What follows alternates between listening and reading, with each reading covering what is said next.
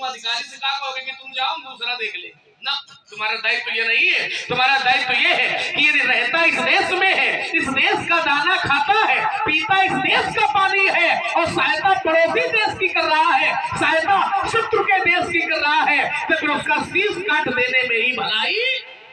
और देवताओं के गुरु बनाए गए थे विश्वरूप और सहायता कर रहे थे दैत्यों की, और दैत्य है देवताओं के शत्रु, तो जो देवताओं के शत्रु की सहायता करे फिर उसको मार देने में ही भलाई। आपने कहा कि देवराज इंद्र को कोई पहली बार ब्रह्म हत्या नहीं लगी। देखिए महाराज, जब विश्वरूप को मारा तो हमारी जानकारी में तो ये कि पहली बार है ब्रह्म हत्या लगी।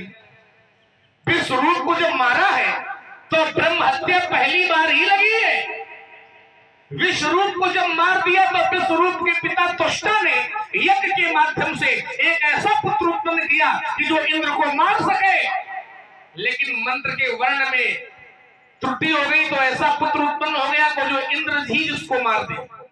वृत्तासुर को उन्होंने उत्पन्न किया, वृत्तासुर के साथ युद्ध हुआ और युद्ध में इंद्र ने वृत्तासुर को मार दिया। तो जब वृत्तासुर को मारा है तो ब्रह्म हत्या दूसरी बार लगी।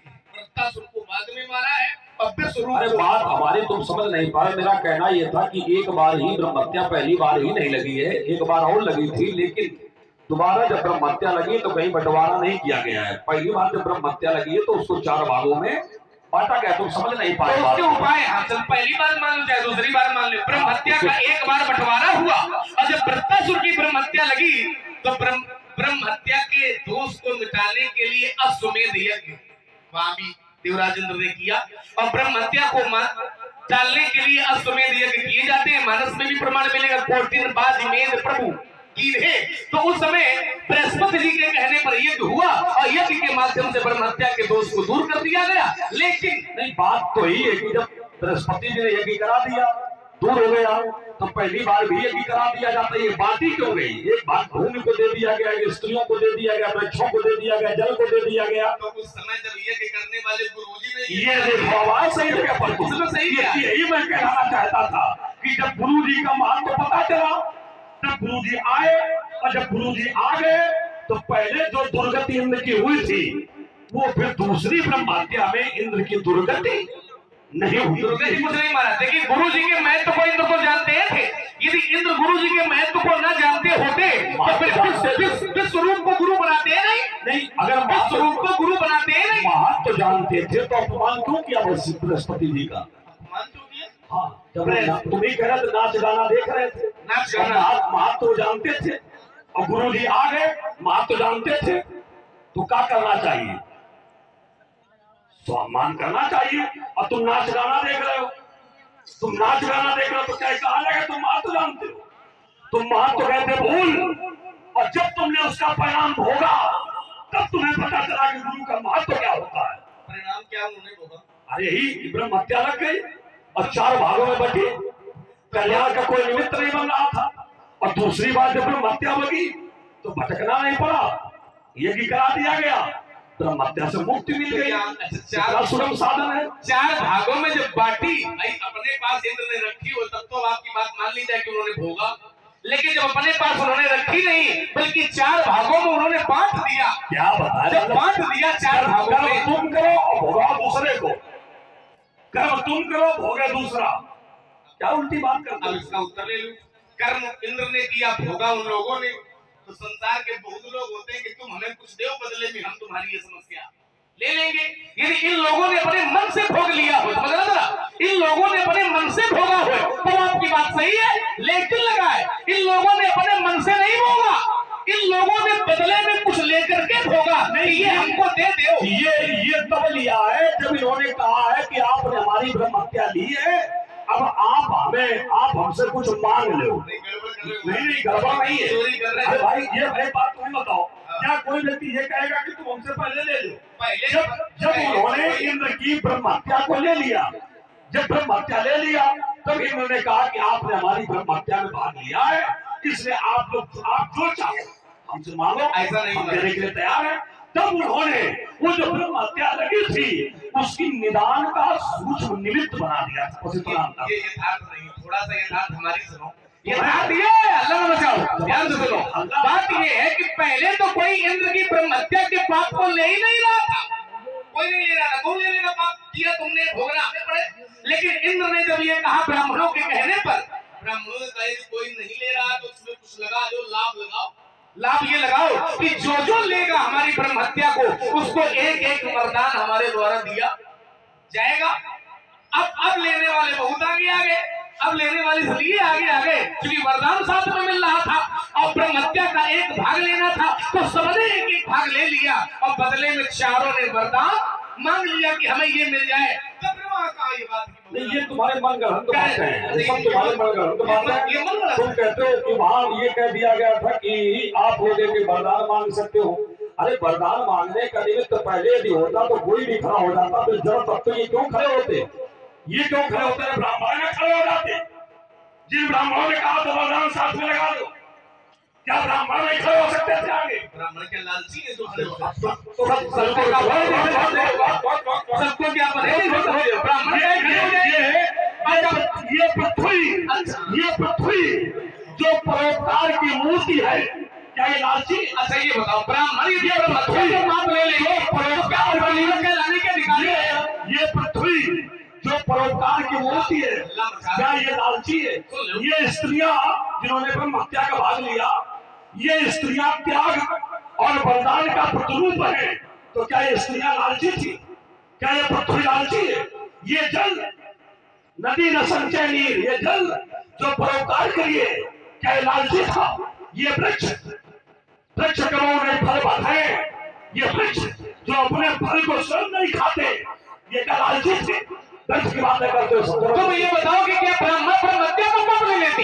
यदि ब्राह्मण ब्रह्म हत्या का पाप ले लेते तो सब ब्राह्मण को मारते, ब्राह्मण को ब्रह्म हत्या दे देते। ये नियम लगे, केवल कथा बिगाड़ रहा है, इसमें कोई कथा नहीं बिगड़ रही। वहां सीधे ये है कि इन परोपकारियों ने जब इंद्र की ब्रह्म हत्या को ले लिया, तब इंद्र ने कहा कि आप लोग अगर आप कुछ हमसे लेना चाहो तो हम आपको देने के लिए तैयार हैं। हाँ, लोगों ने दिया। आप है श्री मुरली श्याम जी धर्मपुर निवासी। सिंह साहब द्वारा 25 मुद्राएं भगवान परशुराम और 25 मुद्राएं भगवान लक्ष्मण जी के चरणों में समर्पित है। मुरली श्याम सिंह जी को बहुत बहुत धन्यवाद, बहुत बहुत। और 21 मुद्राएं लाल सिंह जी के द्वारा धर्मपुर, आप निवासी हैं धर्मपुर के, आपने भी पुनः 21 मुद्राएं समर्पित किया है, बहुत बहुत धन्यवाद। और मैं भी इस सुंदर संवाद के कटाक्ष वातावरण में 51 मुद्राएं भगवान परशुराम जी के चरणों में समर्पित कर रहा हूँ। बहुत बहुत जी। तारापुर में सुना बदला है कि नहीं है? बदला रहता है, और यही कारण है। देखो बिंदु तो वही था, लेकिन बदला कैसे जाता है ये हम जानते हैं। बदला ही होता है, जब स्थान बदल गया तो भाव बदल जाएगा व्यक्ति का। अब देखिए महाराज, जब इन 4 लोगों ने ले लिया वरदान, और जब वरदान ले लिया तो फिर ये नहीं कहा जाएगा किया तुमने भोगा हमने। जब तुम लिए रखे हो तो फिर तुमको उसका मान रखना पड़ेगा। अब आइए, आप है श्री राम मिलन सिंह जी गौरी निवासी है। आपने भी 51 मुद्राएं दोनों महानुभावों के चरणों में समर्पित किया है। मंच के माध्यम से बहुत बहुत धन्यवाद। अब एक बात आपने और कही कि भगवान शंकर क्या यहाँ बैठे, फिर आपने तुरंत ये भी कह दिया कि लक्ष्मण निराकार रूप में तो भगवान सब जगह रहते हैं। नमामि शमीशान निर्वाण रूपम विभुम व्यापकम ब्रह्मवेद स्वरूपम। देखिए, निराकार रूप में भगवान सब जगह रहते हैं, लेकिन जब भगवान के भक्त पर समस्या आती है, भगवान के भक्त पर संकट आता है, तो भगवान अपने भक्त के संकट को दूर करने के लिए निराकार से साकार रूप में परिवर्तित। एक प्रमाण हमसे ले लो, जिस समय खम्भे में भगवान निराकार रूप में है, कंकर में भगवान, कंकर में भगवान निराकार रूप में व्यक्त है। लेकिन जब प्रहलाद से हिरण्यकश्यप ने पूछा कि क्या तुम्हारा भगवान इस खम्भे में है, तो प्रहलाद ने कहा हाँ हमारा भगवान इस खम्भे में। भक्त ने बात दे दी तो भगवान ने भक्त की बात की रक्षा के लिए खम्भे को फाड़ करके अपना स्वरूप दिखला दिया, और खंभा फाड़ करके भगवान नरसिंह प्रकट हो गए। काहे के लिए? भक्त की बात की रक्षा के लिए। क्योंकि भगवान का नियम ये है, प्रबल प्रेम के पाले पड़कर प्रभु को नियम बदलते देखा, और स्वयं का मान भले टल जाए लेकिन भक्त का मान न टलते तो भगवान भक्त की रक्षा के लिए निराकार से साकार रूप में प्रकट हो गए। और शंकर जी निराकार रूप में है, सब जगह ये तुमने बताया है।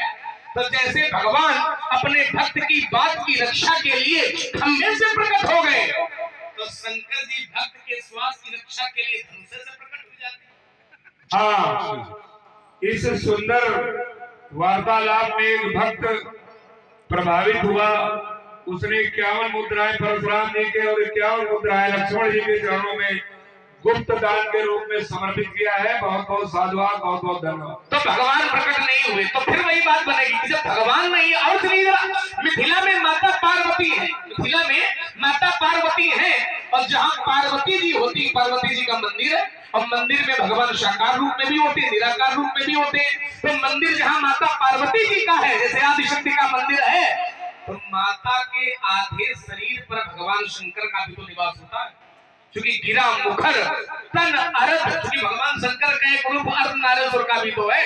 गिरा मुखर तन अरद भवानी, फिर जहाँ माता जी हैं वहां पिताजी माने भगवान शंकर भी निवास करते हैं। तो शंकर जी यहाँ हैं, और जब शंकर जी हैं और शंकर जी नहीं बोल रहे हैं तो फिर परशुराम को बोलने की आवश्यकता। आपने कहा कुटिल भूप हंसे मरमाही, तो आपने कहा कि जो कुटिल होते हैं उनका स्वभाव होता है, दुष्टों का स्वभाव होता है कि यदि किसी पर परेशानी आती है तो वो प्रसन्न होते हैं। माने कुटिल प्रसन्न है, और कुटिल प्रसन्न कब होते हैं?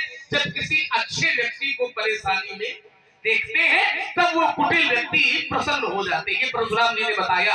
राजा जनक अच्छे हैं और कुटिल प्रसन्न है, क्योंकि राजा जनक पर परेशानी है, और परेशानी का है इनके कारण। तो ये बताओ, अच्छे व्यक्ति को परेशान करना ये तुम्हें शोभा देता?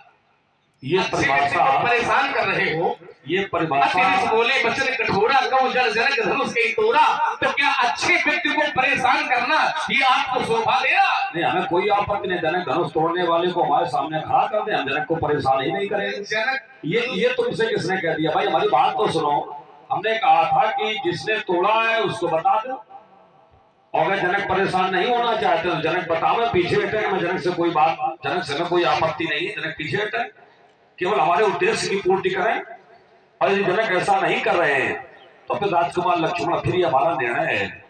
अब तुमने कुटिलों के संदर्भ में कहा कि कुटिल तभी प्रसन्न होते हैं जब कुछ अच्छे व्यक्तियों पर आपत्ति आती है। देखो, ये कुटिलों की परिभाषा नहीं कि अच्छे व्यक्तियों पर आपत्ति आए तभी प्रसन्न हो ना बेटा। मानस क्या कहती है कि बैर आकार सबका हो सो, और जो करे हित अनहित ताहु सो। बैर अकारण, अकारण माने होता है कोई कारण ना हो। ये कुटिलों का स्वभाव होता है कि अगर कोई हित करे तो उससे भी ताल ठोक देंगे, और कोई अहित कर दे तो उससे भी ताल ठोके खड़े। यही कुटिल है। मुन्ना सिंह धर्मपुर निवासी, आपके द्वारा 21 मुद्राएं सादर समर्पित है। बहुत बहुत धन्यवाद। व्यास जी सो रहे हो तो जग जाए, समय आपका आ गया है। सुंदर। तो ये कुटिलों का स्वभाव है। अब उनको प्रसन्नता किस बात की है? क्योंकि सीता की हाथ की जयमाला उनके गले में नहीं पड़ी। सीता के हाथ की जयमाला वो धनुष तोड़ पाए होते तो पड़ जाती, धनुष तोड़ नहीं पाए, उनके गले में पड़ी नहीं। अब वो इस प्रतियोगिता में हो गए अनुत्तीर्ण, और एक व्यक्ति हो गया उत्तीर्ण। तब उनके मन में ईर्षा ने जन्म ले लिया। कुटिल कौन? जो ईर्षा को जन्म दे दे। ईर्षा का जन्म हो गया कि हमारे रहते ये जयमाला पहने खड़ा है। तब इन लोगों ने क्या किया? मानस क्या कहती है? ले मुछाई सीए कहते हो, और धरी बाधो नप बालक दो, जो विदेह कछु करे सहाई, तो जीतो समर सहित दो भाई। कुछ लोग कह रहे हैं कि ऐसा करो, सीता को छीन लो। अगर धनुष तोड़ करके नहीं पा पाए तो सीता को छीन लो, और अगर दोनों भाई खड़े हो तो दोनों भाइयों को पकड़ के बांध दो, और अगर